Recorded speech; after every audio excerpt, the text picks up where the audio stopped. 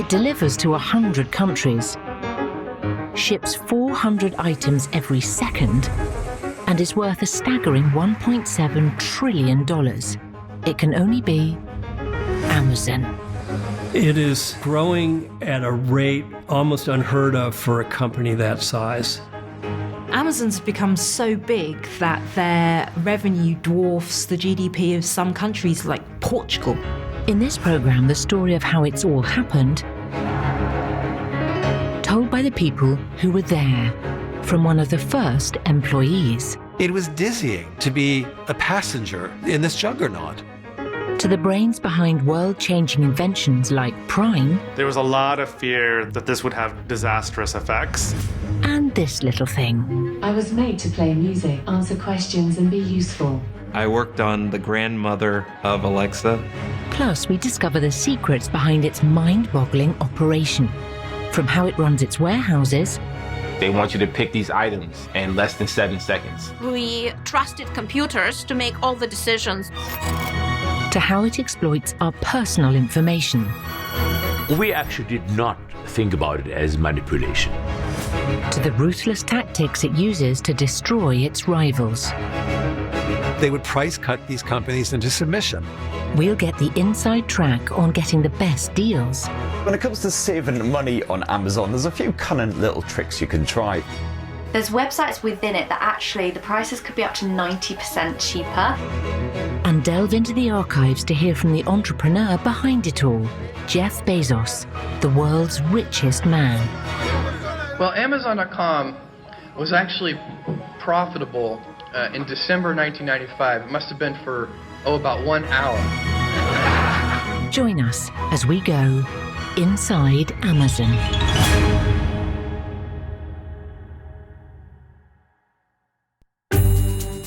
Okay, so first, a question. How many times have you shopped on Amazon this week? Chances are, quite a few. 9 out of 10 of us shop there, and for most of us, it's the first retail site we click on. And is it any wonder? By one estimate, Amazon sells over 600 million products on its website. Massive choice? Tick. And then there's that delivery time. 2 days, 1 day, same day. Mind-boggling, isn't it? Want to know how they do it? Well, have a look in here. These warehouses are the beating heart of the Amazon operation. And if you're overwhelmed, don't worry, you're not alone. Even those who've worked there can barely comprehend it. How do we know? We tracked down someone who did. Man, when I walked into an Amazon warehouse the first day, I was amazed. I felt like almost like a kid going to Disney World for the first time, trying to just take it all in. No surprise, they're gigantic. Known as fulfillment centers, they're around 1 million square feet and could swallow 16 football pitches. Journalist Harry Wallop has had rare access to one. What need to be in the warehouses are things that people buy every day. And that is still a vast number of weirdly different things. There are 175 of these monsters around the world, including 17 in the UK. We've heard from the warehouse floor, but how do you run a place like this? Let's ask someone who knows. Nadia, take one. Nadia Shurabura was in charge of all of them. My job title was head of Amazon supply chain and fulfillment. And my role was to lead our fulfillment center technology and process, to lead our supply chain, to lead our inventory. Everything, basically. Nadia soon learned the secret of the company's incredible logistics, taking decision-making away from humans. We trusted computers to make all the decisions on where to move each item, where to place it. The result? Well, to a human, it looks like a bit of a mad jumble sale. So you have nail clippers next door to cookery books, next door to protein shakes, next door to pet food, next door to, sunglasses. It's just illogical to normal shoppers, but it's part of the secret of how they can ship stuff so quickly to you. When you are in this 16 football fields building as a human, you don't know where anything is. And it's definitely best for a computer to direct humans on every task they do. So what's it like being directed by a computer? Chris worked as a picker before becoming a supervisor. What does a picker do? The clue's in the name. We have our computer screen that shows what type of item it is and where the location is on the shelf, whether it's, high, low. We'll find the item, we'll pick it. For Amazon to get stuff to us as quickly as it does, staff and robots in the warehouse have to work hard and fast. They want you to pick these items in less than 7 seconds. So by the time the item comes to my screen, I have 7 seconds to get this item, the right item, by the way, scan it, and then put it in the tote. And that's the thing that separates Amazon from its competitors is, we're moving at a faster pace. And they have to keep moving fast to get your socks, sun cream and salad tongs to you in record time. With a transportation network that's just as computer-driven and just as impressive until it turns up at your door. Amazon is this incredibly sophisticated logistics company with at least 82, of its own aircraft. And ultimately, a lot of the products that are coming to your door is some random delivery driver who's driving his own battered, Vauxhall Corsa. Why don't they have fancy branded vans like other companies? They realised how cheap it is to use so-called gig economy workers. It's very expensive to hire proper employees with medical and pension and insurance. Don't bother with that. Get people to use their own cars, their own smartphones to be your career drivers. That's how they make the system work for them. But how can we make Amazon work for us? We've assembled a crack team of consumer vloggers dedicated to making your money go further. So when it comes to saving money on Amazon, there's a few cunning little tricks you can try. First up, don't head straight to amazon.co.uk. A tip you may not actually be aware of is that on Amazon you can actually buy from the European websites, so maybe the Germany site or Italy. You may find that one of the European variants may offer the same item for a reduced price, even when you factor in the extra delivery cost, which is usually just about 5 or 10 quid. On the day we looked, this TV on the British site cost £379, but on the German site, even with shipping, it was £359, a saving of £20.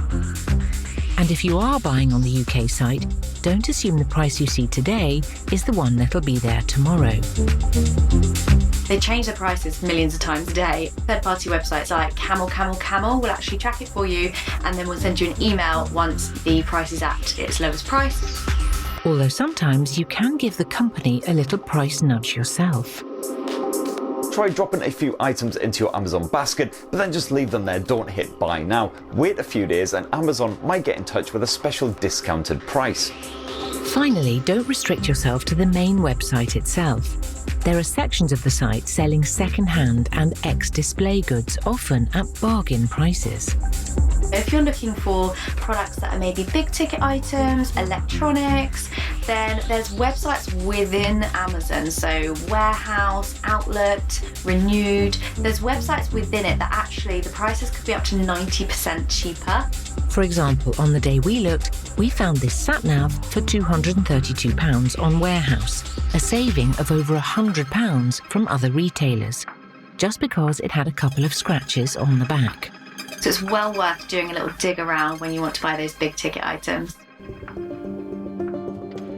Coming up, we go back to the very beginning to discover how Amazon grew from an online bookstore run by a computer geek. He was just an unassuming, small, sandy-haired person at a desk. To the biggest online retailer in the world. I was part of a secret project called EBS, which stood for Earth's Biggest Store.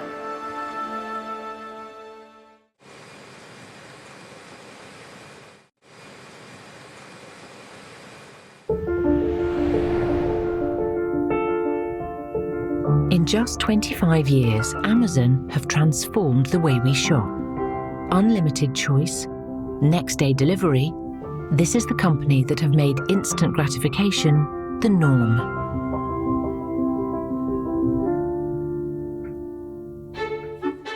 Sash, you ordered any parcels? We are the Mitchell Johnsons. We're from Leicestershire. We are a family of Amazon lovers. I think we literally do have nearly all of the Amazon devices. What is it that you're reading? Mindset book. What are you doing, Mimi? I'm watching Lego Friends. I definitely say I've got a bit of an addiction to Amazon. Definitely a parcel every single day. It's the way the world is moving now. I think it's been quite life-changing. Yeah, definitely. For me. Yeah, I think for all of us. Yeah. 5 today, not too many. Oh my god, there's so much stuff! Okay. This is all for me? No. Perhaps it's no surprise the company made almost £14 billion from us Brits in 2019 alone. Want to know how on earth we got here? OK, let's take a trip back in time. It's 1993. Man United have become the first Premier League champions. Ford has just brought out the Mondeo. And in New York, a computer nerd by the name of Jeff Bezos is on the cusp of changing the world. He was a young, successful Wall Street executive at one of the top hedge funds in the city. He was just brilliant with numbers. He loved data. One number in particular would spark his interest and eventually make him the world's richest man. What was that number? In this rarely seen interview, he tells us himself. I was in New York City working for a quantitative hedge fund when I came across the startling statistic that web usage was growing at 2,300% a year. So I decided I would try and find a business plan that made sense in the context of that growth. His vision, to create an online shop for everything. But he couldn't go from nothing to everything all at once.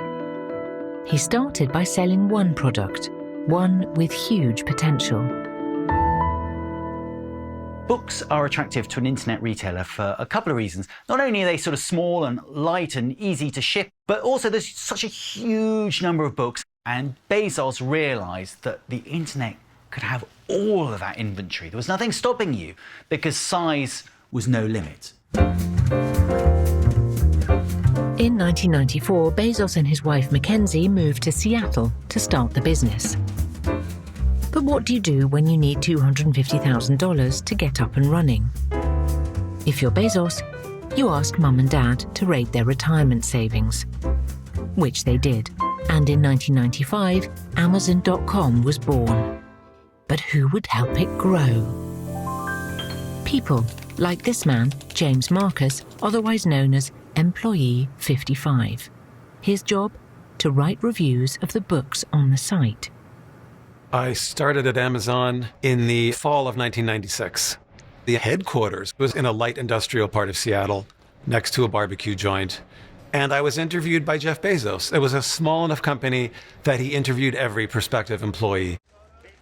What was this legendary figure like in the flesh? It amazes me now to think that he's the richest man in the world. He's sort of a plutocratic action figure who runs just about everything. He was just an unassuming, small, sandy-haired person at a desk. But the unassuming exterior hid a ruthless business mind, developing ideas to make his company one of the biggest the world has ever seen. First up, aggressive pricing. It was probably within a few weeks of my arrival that they decided to deeply discount New York Times bestsellers. In an interview for a tech website, Bezos made no secret of his plans. So we decided, in addition to discounting the best sellers, let's also discount the best books. So we discount every book every week that's reviewed in the New York Times by 30%. The discounts were a huge success and orders rocketed. But to guarantee meeting such high demand required a change in company thinking. Till now, it had been acting as a middleman, sourcing books for customers from wholesalers. Not anymore. Because to be able to fulfill all the books they were selling at these, mind-bending discounts, you better have had some inventory on hand. So somewhat against its will, you could say, Amazon was dragged more into being a traditional retailer with big heaps of, the new Harry Potter book in a warehouse. Out of necessity, the first of Amazon's giant warehouses was born. Soon it was conquering the whole book publishing industry. But Bezos was only just getting started. It was clear that there was something more afoot than just selling books. It was the thin edge of the wedge to have a gigantic enterprise that sold everything to everybody. Amazon was predominantly a bookseller through much of the 1990s, but then it really started to spread out. Music, films, software, and toys, they all went online. And soon we could buy them too, as the company set up websites in Germany and the UK. 1998 is a really big year in Britain for the internet. Amazon comes along, and I don't think we were aware then of how big a deal it was going to become. No surprise there. Even insiders could barely keep up. It was dizzying, actually, to be a passenger in this juggernaut. Relentless growth had to be taking place all the time. The expansionist impulse had to be in play every single day. But there was one thing that mattered above all else. Hi, good morning. Hi, how are you? I'm good. One thing that Vijay Ravindran, who was in charge of all the selling technology on the website, has never forgotten. The culture of Amazon, which really originates from Jeff, starts with obsessing about customers. You should wake up in the morning fearful that your customers are going to leave you. To stop us leaving, Bezos was convinced he needed to know us better. Much better. And the key to that was analysing all the personal information we still willingly enter into the site. At the centre of all this data mining, this man, Andreas Weigand. When people ask me why I went to Amazon, I said, it's really the largest lab in the world because we could collect data about millions and millions of people. And the purpose then was to sell them more. Nothing more and nothing less. It was made clear, though, that every click of the mouse and every twist and turn through the site as a customer navigated was being saved and being added to a sort of a mountain range of data, and that was going to be useful. It was the search terms you enter, the sequence of search terms, how you refine your searches. It was what time of the day you were looking for something. Any data you can think of. What did they use it all for? Recommendations. They were the first to master the technique of suggesting to consumers other purchases they might like. And they did it using information from millions of other shoppers who were buying the same sort of stuff you were. As Bezos collected more and more data on his customers, he got smarter and smarter in terms of recommending products to his customers. Today, almost a third of Amazon's sales are based on it recommending products to them. We actually did not think about it as manipulation. We genuinely thought to help them come up with better decisions. For better decisions, read buying more on Amazon. By 1999, it was the biggest online retailer in the world. Not enough for Bezos, who was already plotting a new move that would take his company stratospheric.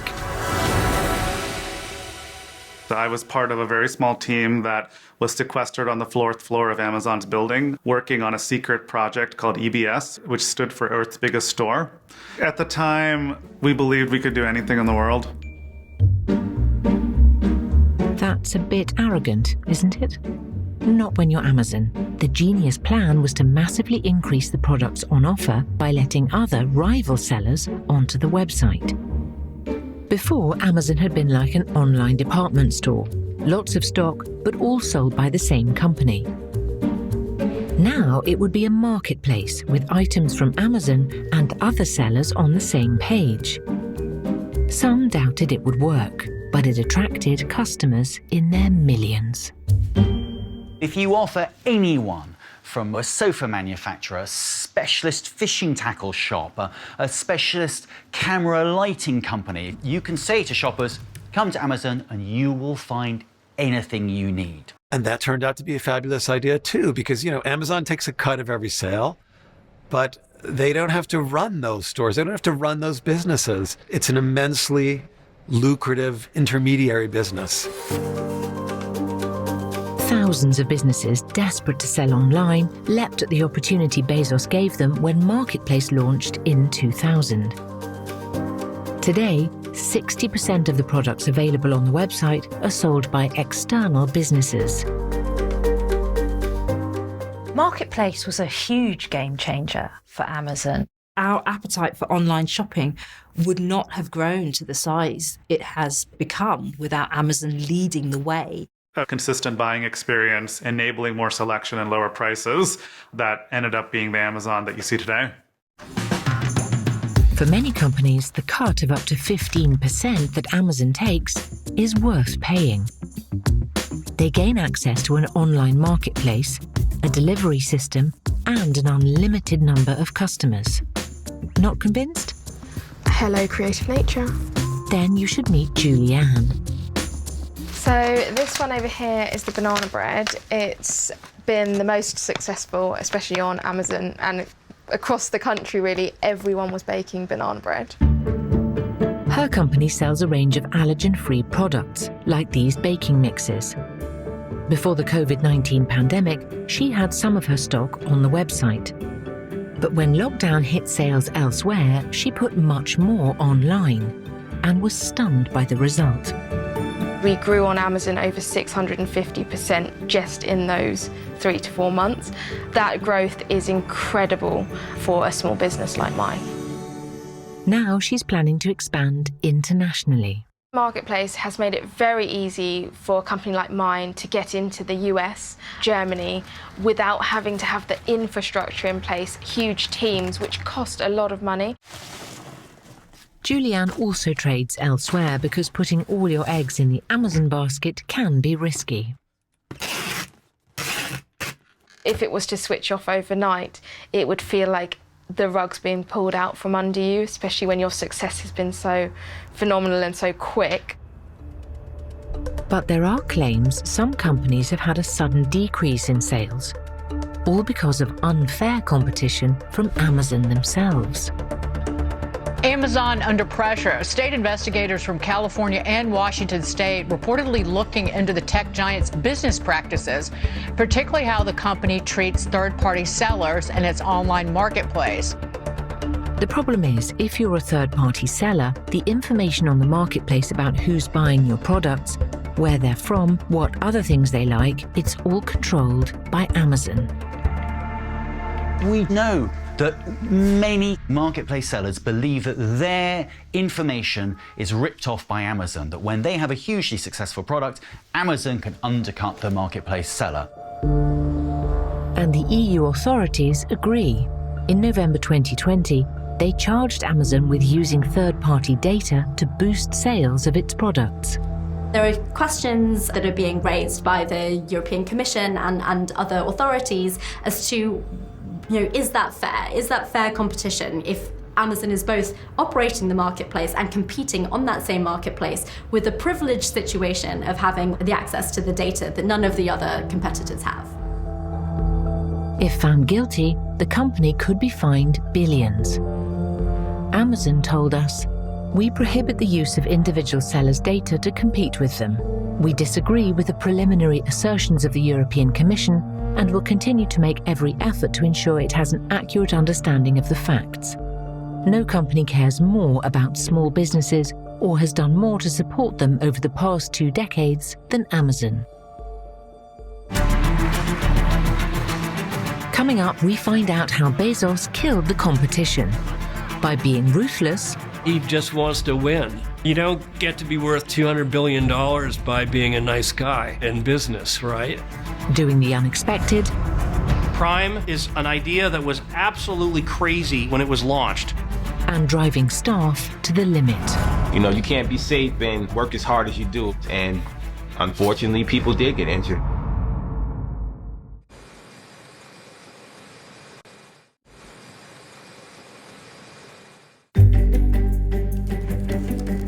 Today, Amazon dominates online shopping.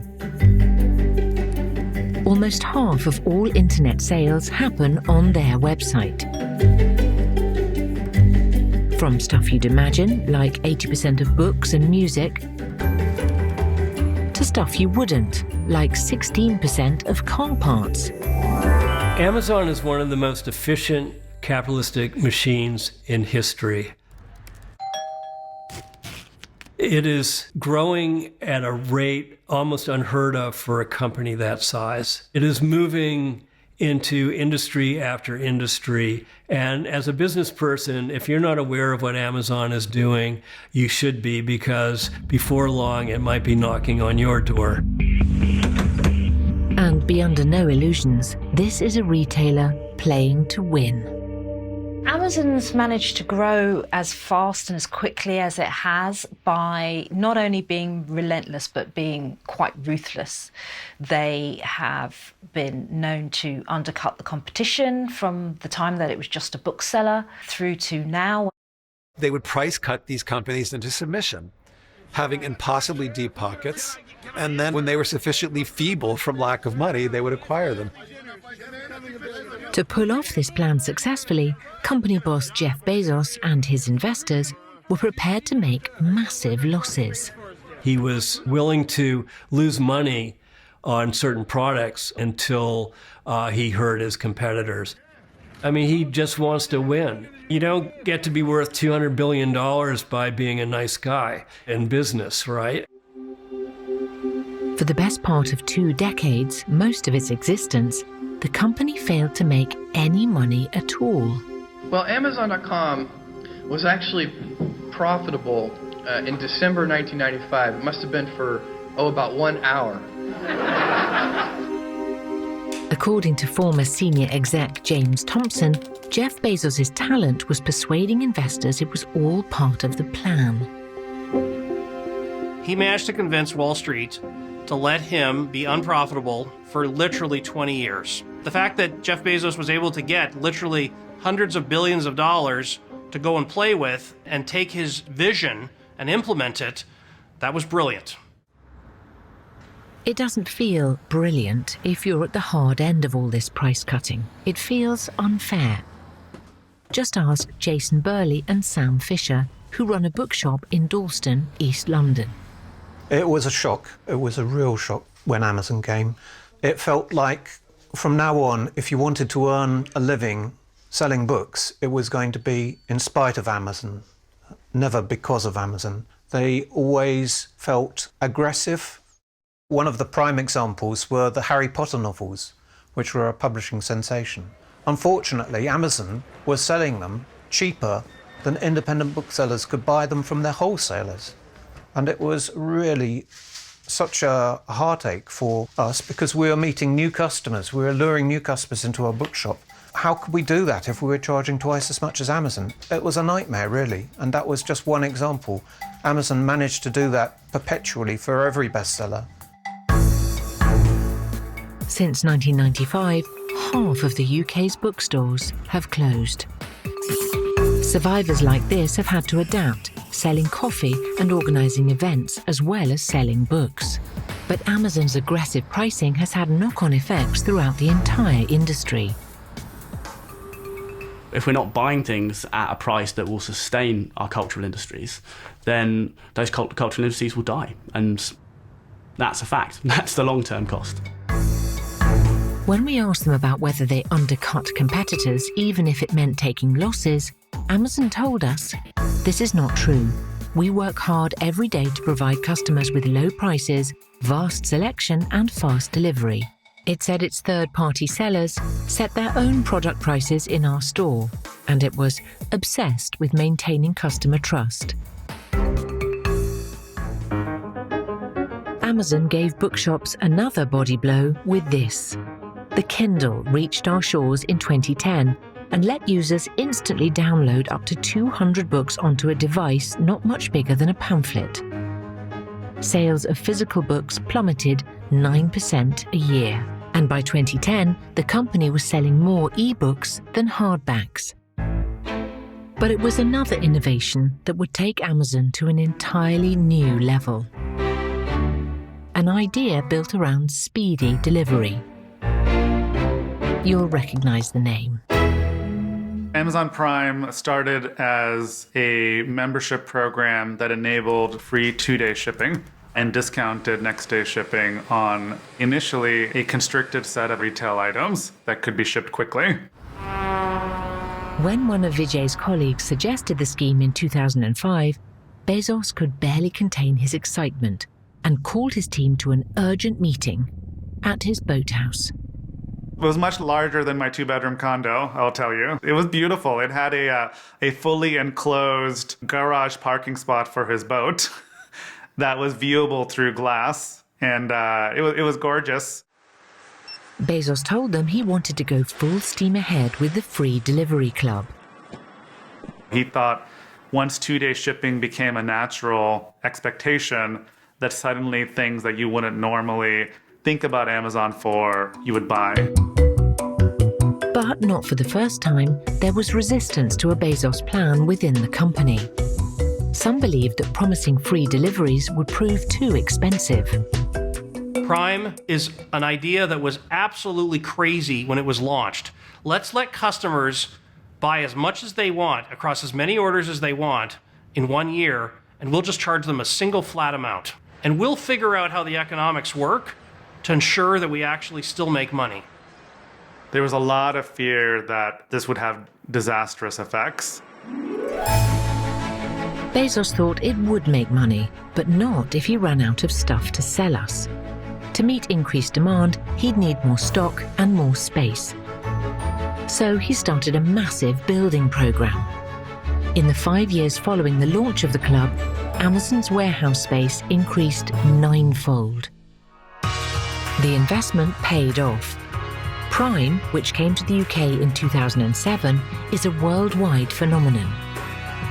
Only Netflix has more subscribers.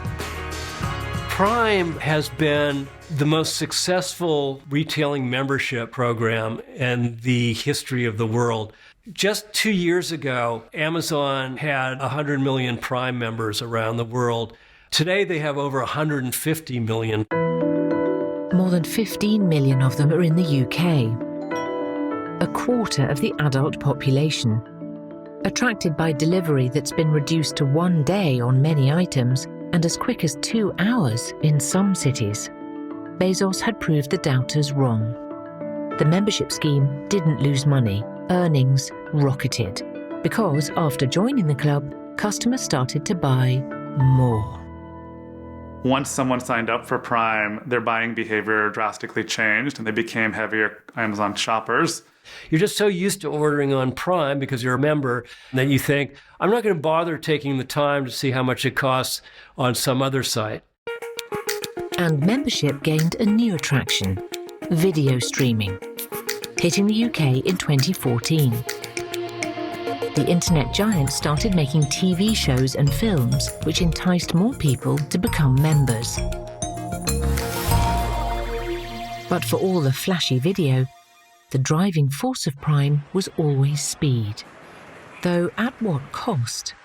What do we want? Recognition! When do we want it? Now! What do we want? Across the world, workers have been protesting that the obsession with speed comes at the expense of their well-being.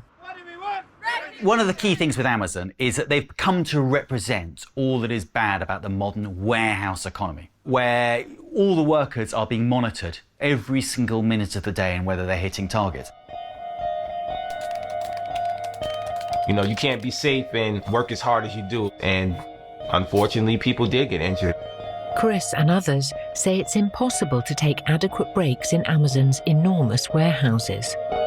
I would have to tell people, like, you know, you have 15 minutes, but you don't have 15 minutes. It takes 10 minutes to get to the bathroom or to get to the cafeteria. This year, Chris led protests in America over safety concerns surrounding COVID. This man slept in his car for 5 days straight.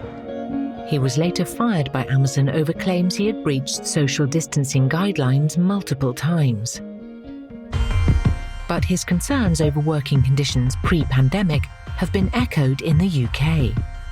For 3 weeks in 2016, James Bloodworth worked undercover at an Amazon warehouse in Staffordshire. There was a real atmosphere of fear. Most people were receiving disciplinaries for very small things. So if you took too long going to the toilet, you'd receive a disciplinary. If you had a day off sick, you'd receive a disciplinary. If you were talking to one of your co-workers, you could be disciplined for this. And if you receive 6 of these, you lose your job. It was this sense that one false move and you could be out of a job, which, could throw you into poverty. You weren't treated like a human being. You were treated like a piece of data on a spreadsheet. The GMB union represents many warehouse workers in the UK. It says it receives around 20 complaints a week from Amazon staff. Some of the most common issues that we come across are health-related, musculoskeletal issues, back, shoulder, leg. I have a belief that Amazon are not really understanding what humans can and cannot do. Amazon told us that despite misleading stories, safety was their priority, and they were proud of their modern workplaces.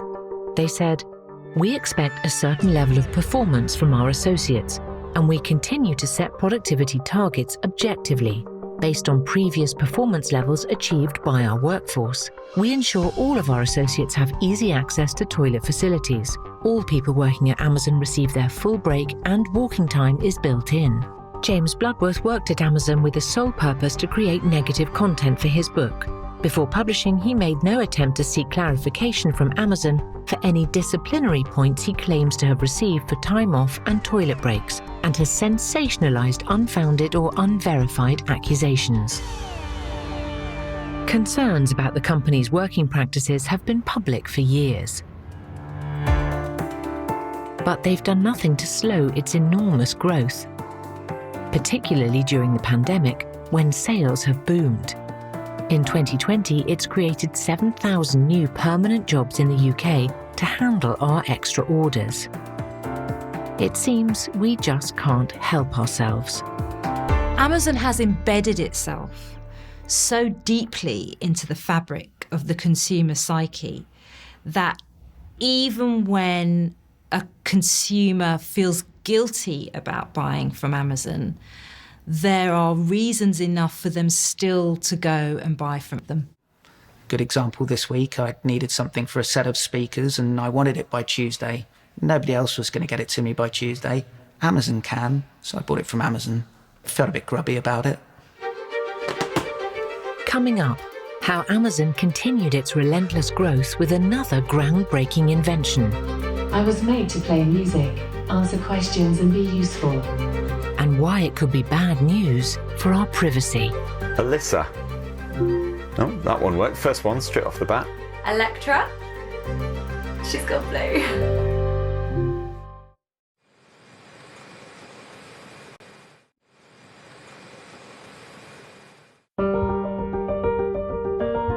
By 2014, Amazon were the top dogs of online retail, turning over $100 billion a year by offering huge choice, undercutting rivals, and getting stuff to us at lightning speed.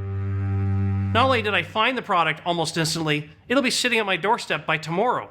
How do you compete with that?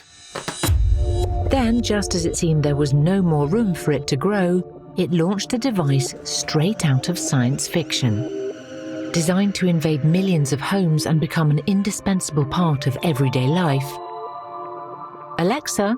I was made to play music, answer questions and be useful. Embedded in Amazon's Echo speakers, Alexa used voice recognition and artificial intelligence to let us play music, find the news headlines, and, of course, order products from Amazon, all without lifting a finger. Alexa came up because Jeff Bezos, who's a big fan of Star Trek, he's a Trekkie basically, wanted a talking computer just like the USS Enterprise had on board. And if you want proof of his Star Trek fandom, cheers. Here he is preparing for a walk-on part in one of the films. But with Alexa, he wasn't playing games. Bezos wanted a slice of the technology he thought was set to dominate the world.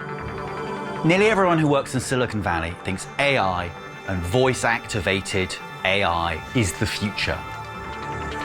Like Robert Frederick, who worked on the technology that eventually led to Alexa. Typing is one thing, but being able to converse and ask questions and get a response that you can hear, absolutely the direction of the future. Just as the website grew powerful off the back of third-party sellers, when the world heard about their AI, every manufacturer of electronics wanted it on board. Alexa is in everything. She's everywhere. No escape. You can buy glasses with Alexa enabled. You can buy a robot vac with Alexa enabled. You can buy an Alexa enabled toilet. If Amazon can get Alexa into people's homes in every corner of their life, then we become customers not just once a week or once a day, but every hour of the day. In my house, Alexa sets up all my lights. I don't have switches on walls. I do a lot of shopping through Alexa. I ask Alexa to buy something. It is an integral part of my life. I worked on the grandmother of Alexa. I have 4 or 5 in my house. My daughter, she grew up saying, Alexa, what's the weather like outside? Before even engaging with us. But how did they name this futuristic interface? Let's ask her. My name comes from the Library of Alexandria, which stored the knowledge of the ancient world. That's what she says. In fact, it's a little more technical than that. The name was very hard to pick because you want to pick a very unique sound combination so that it doesn't wake up for any sound you make or any conversation, but it's very unique, but it's also very friendly. But would you want a friend who never forgot a single thing you said? Critics think chatting to the AI helper is a huge privacy risk because, once it's activated, it sends every conversation you have to Amazon, who store it for as long as they want. Something lots of us hadn't a clue about. We are all very new to this age of surveillance in our households. We've asked a lot of people if they know whether these conversations are getting recorded or not. Majority of people that I've spoken to, they didn't actually know. Then later on, when we go to them and we actually go to their account and play the voice clips for them, they get shocked that, okay, a message that they sent to somebody 6 months ago is still somewhere on the system. So why does Alexa store your data? Your data is stored to help me improve your experience. The company claims storing the recordings allows it to check and refine the software. Not a problem, perhaps, when you're simply asking about the weather forecast. But what if it were recording your private conversations without you knowing? Well, guess what? It sometimes does. Alexa works off of a wake word, and that wake word is typically Alexa. And it could be misrecognized, right? You could be saying something completely differently. It may think that that is its wake word, and then it starts recording. And then as soon as it's done recording, it'll automatically send a message out to the cloud, to Amazon. It turns out the efforts to find a unique sounding name weren't completely successful. In fact, it's pretty easy to activate Alexa accidentally. Alyssa. Oh, that one worked. First one, straight off the bat. Electra. She's got blue. Lexus. Oh, Lexus. Don't say Lexus around the home. Alyssa. I lick stamps. Oh, I lick stamps. Don't say that one when you're knocking around. Studies have found dozens of words that have accidentally activated Alexa.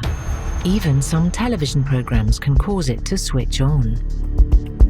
We played literally hundreds of hours of different TV programs, and we were seeing up to 19 activations a day from these devices. So quite a big number, because with each activation, then you have a few tens of seconds worth of audio recordings. And from that moment, the device is actually recording your private conversation with your partner. So multiple times a day, your device could be recording your private conversations and sending them to the cloud to be stored indefinitely. The average length of recordings in Hamed's study was 6 seconds, but the longest was 20. No wonder some of those who helped develop the system are careful what they say around it. In my household, we switch Alexa off just because there's some times when we're having conversations and we just don't want to risk it. Amazon told us, by design, our wake word detection and speech recognition get better every day. As customers use their devices, we optimize performance. Echo devices are designed to record as little audio as possible and to stop recording if the wake word is not verified by the cloud.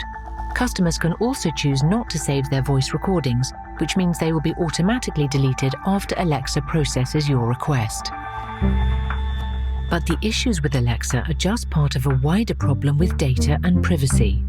With every product search we've ever done stored indefinitely, critics claim Amazon knows too much about us. The fact that we have such large scale and such a ubiquitous data collection around all of our interaction means that maybe companies like Amazon actually know us better than our friends and family at some point, which could be pretty soon. And while it claims it stores all information safely, multiple examples of successful hacking at other companies have raised fears Amazon and our personal information could be at risk. An individual does not necessarily care about their privacy until something happens to them. Either their healthcare information is known publicly, or their records of their discussions with the doctor are being sold on the web, or their grades or tax records have been known to become public 20 years later. I worry that because it's exciting and because it's futuristic and because it's incredibly convenient and fun, a lot of us are embracing this without really thinking what the future might hold. But others believe our old ideas about privacy are obsolete. For them, swapping personal information for increased convenience is a good deal. We live in a post-privacy world. What am I getting in exchange for the data that Amazon and everybody else is collecting? Convenience, getting new ideas, efficiency. There could be many things, but that's what we need to negotiate. Almost everybody has made a devil's bargain with these aggregators of information. I think we're only just beginning to understand now how precious some of that is that we gave away, our privacy. I think it's possible that in a decade or so we will look back on this era as a sort of a moment of madness where we allowed devices into our home to essentially spy on us. The company told us, at Amazon, privacy is foundational and central to keeping the trust of customers, which is why it's at the core of how we build and design all of our devices and services. We work hard to develop new privacy and data security features that continually raise the bar in this important area. But what about those of us unconvinced by assurances of security? Is there anything they can do? No, not a question for you, Alexa, but someone else who lights up consumers' lives. Frankie, how can we protect our privacy when using Amazon? One way to do this is to have Amazon stop tracking your browsing history so you're not going to receive a whole bunch of constant retargeting ads when you're off of Amazon. To do this, simply log into your account and on the upper menu, click Your Browsing History. Click on Manage History via the drop-down. Toggle to Turn Browsing History off. And Chris, any tips to share? For one, a lot of the Amazon Echo speakers have a mic mute button actually built in. The quick tap of that, the mics are completely offline and then Alexa's not listening to a word you say. You can also get your speaker to play a notification sound whenever Alexa is active as well.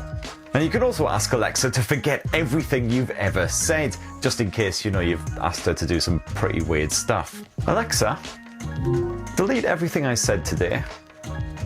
You'd like to delete the recordings of everything said to me today, is that right? Yes. Next, getting the best from Amazon at the busiest time of the year. The craziness, the level of orders going out the door is so monumentally huge, it's hard for anyone to fathom. And how much of what they're selling is unsafe. In some cases, it led to risk of electrocution, chemical poisoning.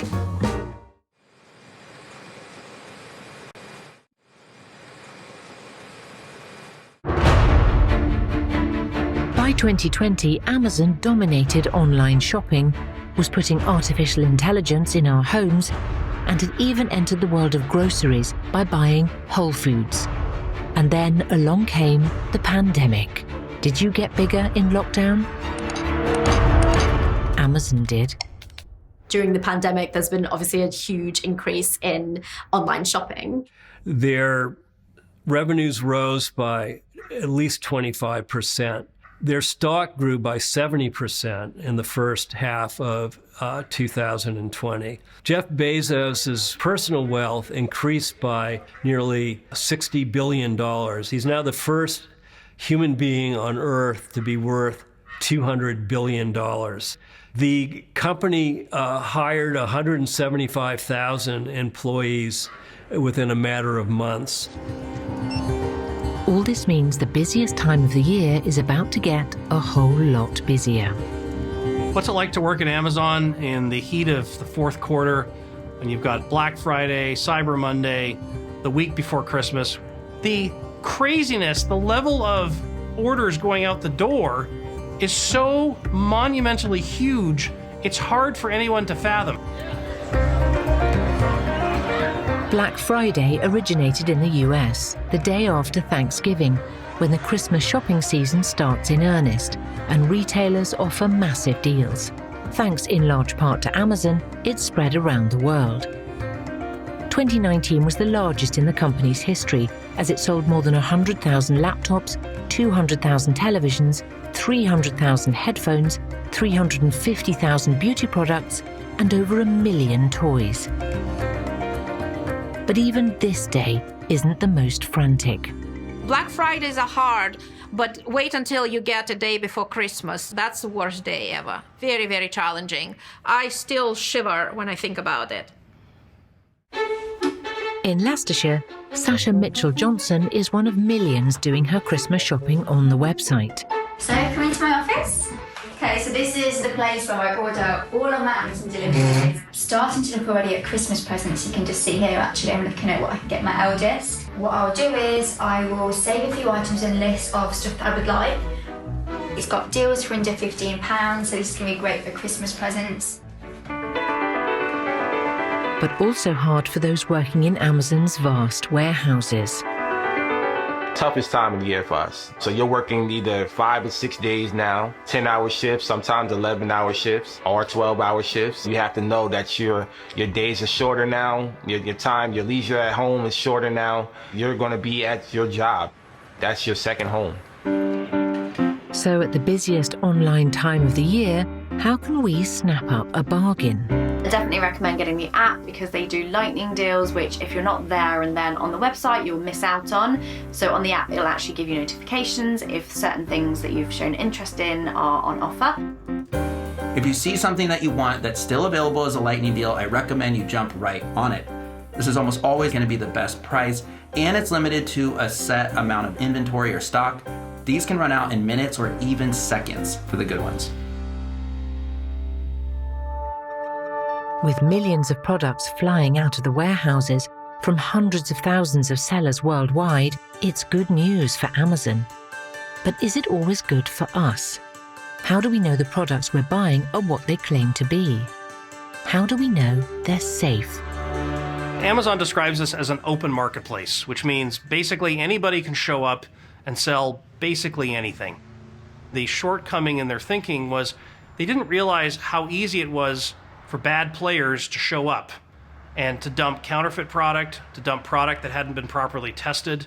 And unfortunately, some Amazon customers have been seriously hurt by the faulty products sold by faulty sellers. Oh my gosh. People posting online claim faulty products have ranged from flaming hairdryers. I cannot believe this. To hoverboards catching alight. It's on fire!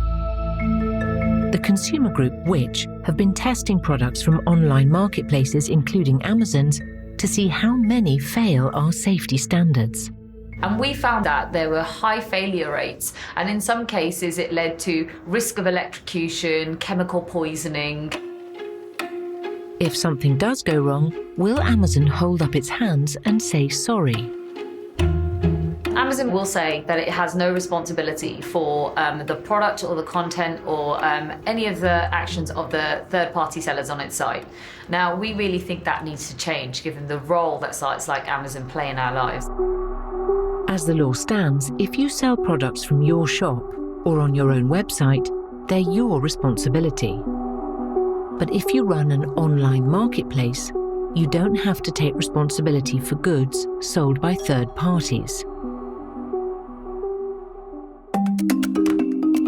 The company told us, safety is important to Amazon. We have proactive measures in place to prevent suspicious or non-compliant products from being listed, and we monitor the products sold in our stores for product safety concerns. When appropriate, we remove a product from the store or take other actions. The items featured in the Which investigations have been removed. So what can we do to protect ourselves when shopping on the website? Let's ask those helpful experts again. Now, when you're buying items on Amazon, don't always just assume that the Amazon's Choice selection are the best ones. This isn't entirely based on rating, it's also based on lots of other factors, including Amazon's own stock levels. Instead, you should always go with trusted brands that you've heard of and also check out those reviews. That brings me actually to my next tip. You need to try to learn to spot fake reviews. Be wary of fake reviews, and to be clear, there are lots out there. Be sure to check the name and length for starters. The more authentic ones are more likely to be detailed and not have a robotically generated name. Be sure to observe things like spelling and grammar. And also, when you're buying any kind of electrical appliance or toy or anything like that, make sure they come with a CE mark, and that shows that they are fully compliant with the EEA's health, safety and environmental protection standards. It seems to stay safe on the website, you have to work as hard as Amazon does to reduce what it pays in tax. Because now we come to another major complaint about the company. Its tax bill. An issue MP Margaret Hodge has spent years investigating. They had a turnover in the UK of £13.7 billion in 2019. And we also know from the records that they only paid 14 million in corporation tax. So that's 0.1% of turnover. That is a piddling amount, bluntly, in relation to their turnover. The company did also hand over millions in other taxes, like stamp duty and business rates, but it's their low corporation tax bill that's got some hot under the collar. How do they do it? Well, corporation tax is levied not on turnover, but profits, what's left after all your other costs. And by ploughing most of their money back into growing the business, Amazon managed to keep their profits surprisingly low. When people asked, why do you not pay any tax? Amazon turned around and legitimately said, well, we don't make any profit. You tax on profit. But critics argue it's not clear why the company records such small profits in the UK. Because Amazon's far from transparent.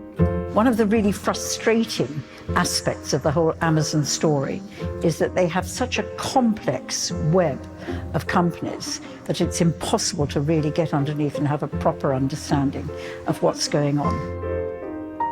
What we do know is the company pays a fraction of the amounts paid by high street rivals, big and small.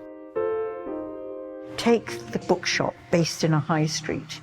They don't avoid their taxes, and Amazon does. Amazon, by avoiding taxes, can sell at a cheaper price.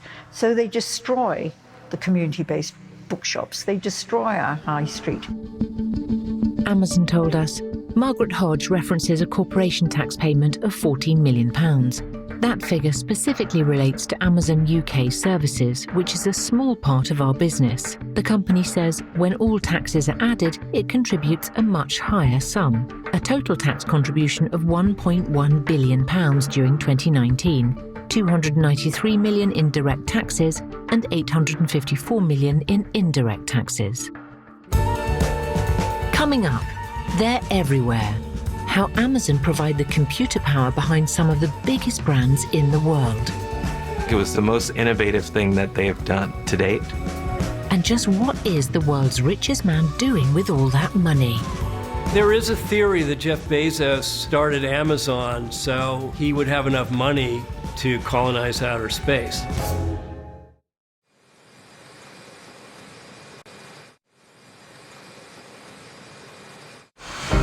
In just 25 years, Amazon has gone from obscure online bookshop to the world's most valuable retailer. How have they done it? Well, we know all about the shopping website, the artificial intelligence. This device has received an important update. Even the TV. 25 years after I started at Amazon, I am still amazed by its growth. When I read about new initiatives, which basically take place every day there, there's always something. But there's one something hardly any of us have a clue about, even though it's now the most important part of the business. Cloud computing. Cloud computing is a way for companies to do their computing on Amazon's own computers. It's cheaper for them, faster. All companies need is an internet connection, and they can pay to use Amazon's machines to do all their computing and store all their data, instead of spending millions building their own. Amazon Web Services is basically hundreds and hundreds of miles of rows of servers and cooling systems in warehouses ranged across America and other places in the world. Lots of very expensive undersea cabling linking them all together. Their cloud computing business is the company's most important idea since Prime. Just about everybody today uses Amazon Web Services. Netflix may have changed the way we watch TV, Airbnb the way we book accommodation, and Uber the way we get around town. But they all did it using Amazon's computers. I don't think any other company has done what Amazon has done to be a part of every other company that's out there. And I think it was the most innovative thing that they've done to date. Today, they're the biggest cloud computing business in the world, and their enormous banks of computers provide the vast majority of Amazon's profits. It's the combination of its retail side and its computing side that's put it in the top 4 most valuable companies on the planet.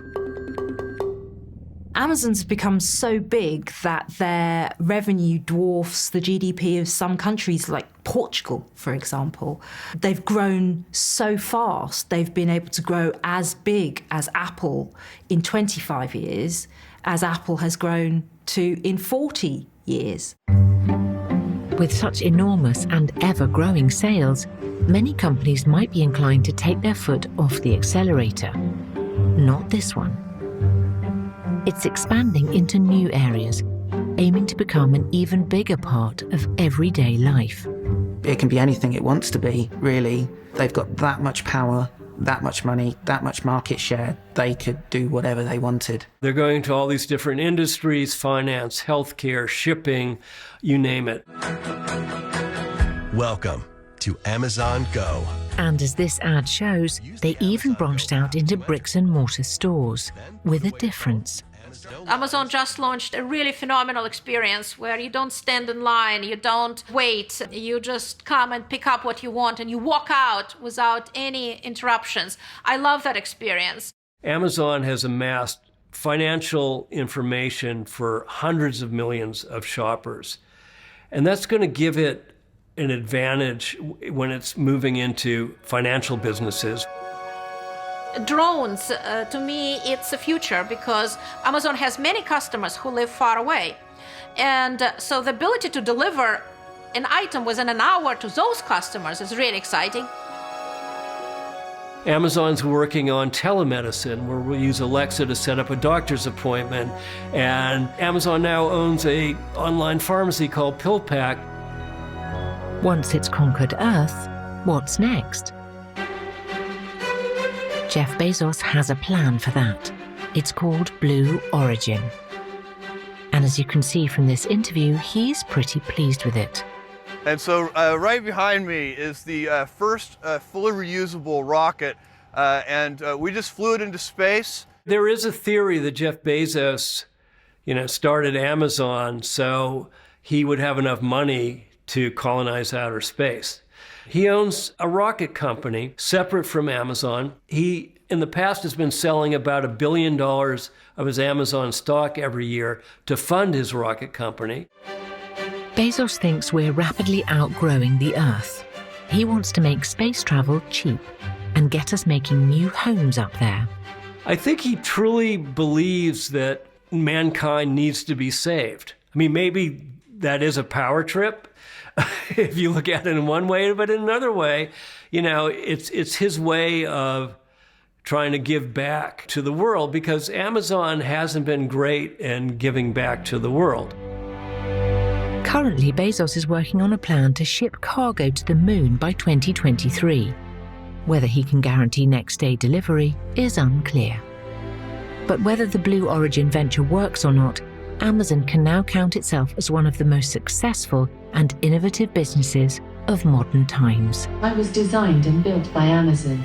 A company that's truly changed the way we shop and live.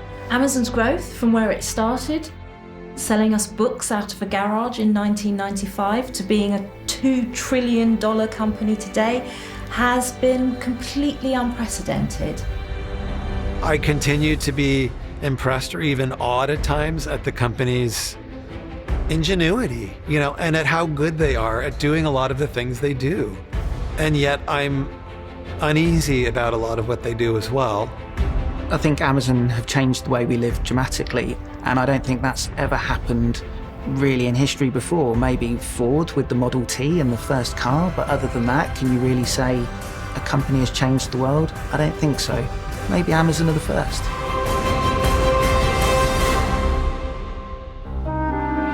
Brand new next Wednesday at 9, Madeleine McCann, The Case Against Christian B, lifts the lid on the man Portuguese police recently declared a person of interest.